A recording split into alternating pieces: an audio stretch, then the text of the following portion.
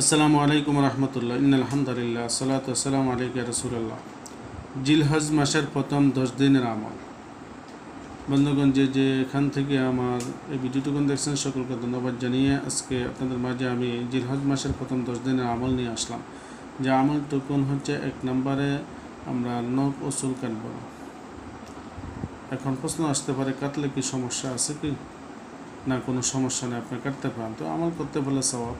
দ্বিতীয় নম্বরে জিলহজ মাসের প্রথম 10 দিন রোজা রাখবো, প্রথম 9 দিন রোজা রাখবো, বিশেষ করে আরাফার দিন।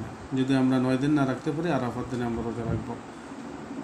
তৃতীয় নম্বর হচ্ছে বেশি বেশি করে নফল আবাদত করবো। তো নফল আবাদত কি আমরা সকলে জানি, সকলে অবগত আছি, অবশ্যই আমরা নফল আবাদত করব। চতুর্থ নম্বরে হচ্ছে আপনি আন্তরিকভাবে তওবা করতে হবে। এই 9টা দিনের ভিতরে 10টা দিনের ভিতরে যদি আপনি তওবা করেন, অবশ্যই আল্লাহ তাআলা তওবা কবুল করবেন, আমাদেরকে মাফ করে দেবেন ইনশাআল্লাহ। 5 নম্বরে বেশি পরিমাণে আল্লাহ জিকির করা। আমরা হাঁটতে বসতে চলতে ফিরতে আমরা আল্লাহ জিকির করতে পারি। 6 নম্বরে সামর্থ্য থাকলে হজ ও উমরা করবে। তাহলে আল্লাহ তাআলা যাদেরকে কবুল করলেন বা যাদেরকে সামর্থ্য দিয়েছেন তারা হজ করতে যেতে পারে। আবার অনেকে সামর্থ্য আছে কিন্তু তাদের ইখলাসের কারণে তারা যেতে পারে না। তা আল্লাহ তাআলা সকলকে কবুল করুক, সকলে যাতে হজ করতে পারে এবং আমাদেরকেও যাতে আমরা হজ করতে পারি, আল্লাহ তাআলা আমাদের সেই সম্পদশালী করুক, সকলে বলে আল্লাহুম্মা আমিন। 7 নম্বরে হচ্ছে আপনার সামর্থ্যবান হলে কোরবানি করবেন। কোরবানি করতে যতটুকু সামর্থ্য প্রয়োজন অতটুকু সামর্থ্য থাকলে আপনি কোরবানি করবেন।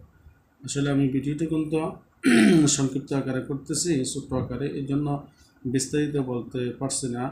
তো আসলে সংক্ষিপ্ত বলাতেও আপনি বুঝে নিতে পারেন। তো সামর্থ্য কতটুকু থাকলে আপনি কোরবানি করতে পারেন।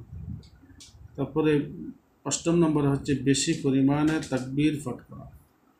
আমরা জানি 9 তারিখ থেকে 13 তারিখ পর্যন্ত তাকবীর দিতে হয়। আল্লাহু আকবার, আল্লাহু আকবার, লা ইলাহা ইল্লাল্লাহু, আল্লাহু আকবার, আল্লাহু আকবার, ওয়ালিল্লাহিল হামদ। আপনি তাকবীরগুলো পড়বেন বেশি বেশি করে। তারপর 9 নম্বরে হচ্ছে আপনার যথাসম্ভব সকল গুনাহ থেকে বেঁচে থাকতে হবে। ছোট বড় কোনো গুনাহ করা যাবে না, শিরক বেদাতি কোনো গুনাহ করা যাবে না, কারণ গুনাহ কোনোটাই ভালো না, ছোটোটাও ভালো না, বড়টাও ভালো না, এটা বুঝতে পেরেছেন। তারপরে আপনি সর্বশেষ যে কাজটুকুন করবেন 10 নম্বরে, সেটা হচ্ছে সাদগা করতে হবে। সাদগা আপনি কী করবেন? টাকা আছে, মসজিদ মাদ্রাসা অসহায় মানুষকে সাদগা করলাম। ধান আছে, চাউল আছে, অন্যান্য খাদ্য দ্রব্য আছে, আপনার এগুলো আপনি সাদগা করতে পারেন। তো এগুলা করলে আমাদের অনেক লাভ, অনেক উপকার। তো বন্ধুগণ, বুঝতে পারলেন যে জিলহজ মাসের প্রথম 10 দিনে যে আমলটুকুন, সে আমলটুকুন আমরা ইনশাআল্লাহ করার চেষ্টা করব। যদি আপনি করেন আলহামদুলিল্লাহ, ভালো, আমল নামে লিখে দেওয়া হবে। যদি আপনি না করতে পারেন তো অত অসুবিধা নেই, তবে বিশেষ করে তওবাটা আমরা করতে পারি।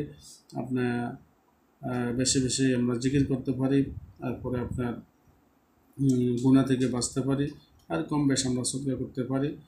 এগুলা করা যায়। তো আসুন আমরা এগুলা করি।